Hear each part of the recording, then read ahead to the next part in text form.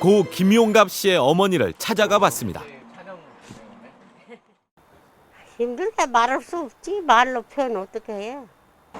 올해 뭐 많이 20여 년 지났어도 많이 생각나시고 그러세요?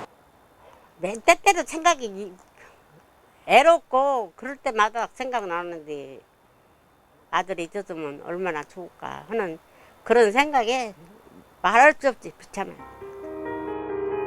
23년 동안 아들을 잃은 슬픔을 감내해야 했지만 학교 측으로부턴 어떤 위로의 말도 듣지 못했다고 합니다. 학교에서는 학교 차원에서 뭐 연락이 오거나 그러진 않으셨어요? 학교 차원 안. 한 번 전화도 안 하셨어요? 응. 뺑소니 사고 운전자 같은 경우에도 한 번도 전화 없었어요? 없지. 어머니는 아직도 아들이 왜 어떻게 죽음에 이르렀는지 이해할 수 없다고 했습니다. 그의 죽음에 숨겨진 진실은 뭘까? 김용갑 씨는 도박 빚을 지고 도망가는 뺑소니 운전자의 차에 치여 숨졌습니다. 이상한 점은 운전자가 지름길을 놔두고 번화가를 통과해 2배 이상 먼 길로 돌아가다 사고를 냈다는 겁니다. 이 사람은 속초 토박이에요.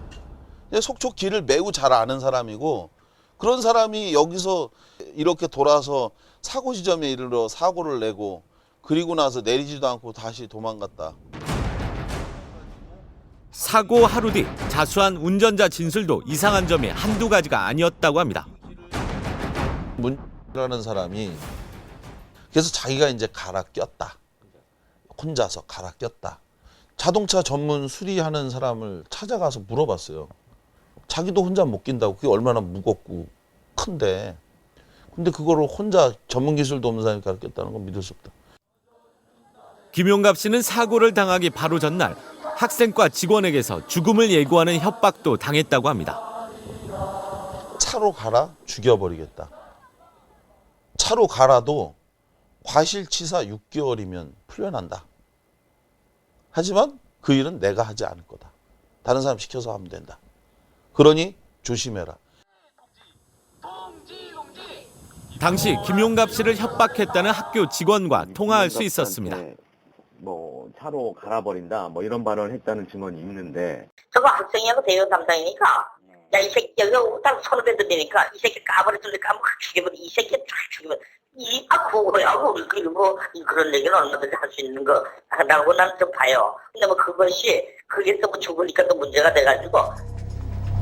의문사 진상규명위원회는 지난 2002년 이 사건을 조사했습니다.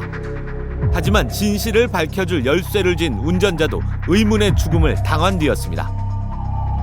미스테리 죽음이고 저희들이 보기에는 여기 추석 때 되면 그 성묘 가잖아요. 성묘 가다가 떨어져 죽은 거예요. 게다가 다른 목격자를 찾을 수 없고 경찰 수사 기록이 모두 폐기됐기 때문에 진상규명이 불가하다는 결정이 나왔습니다. 하지만 학교 측이 폭력 학생을 동원하고 폭력 학생들에게 금품을 건넨 가능성은 인정했습니다. 실제로 직원 봉급 이상을 줄 테니 학교를 더 다니라는 학교 직원의 부탁을 받았다는 폭력 학생도 있었습니다.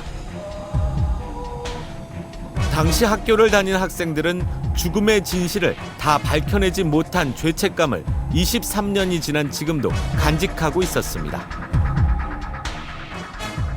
2시간 35분 실종 끝에 그가 결국은 그렇게 죽은 거죠. 채 25살이에요. 피워보지도 못하고 그가 죽은 건데 그리고 동우전문대 사태는 전재욱 씨가 만들어간 사학 족벌의 시작이라고 말합니다.